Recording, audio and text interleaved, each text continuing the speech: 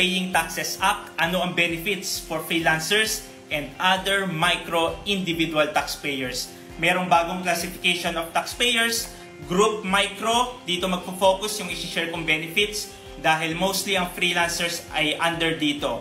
Less than 3 million ang annual income. Number 1, removal of the 500 annual registration fees. Start na yan ngayong year, 2024, so may savings tayong 500 pesos per year. Number 2, minimize face-to-face transactions.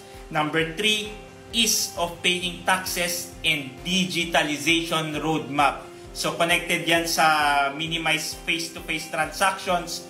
Going digital na talaga si BIR. Mi-minimize na ang face-to-face, ang pagpunta sa BIR office. Gagawa na ng mga process para pwedeng gawin online ang karamihan ng BIR services. Number 4, special concessions for micro and small taxpayers. Ayan, kasama ang freelancers dyan.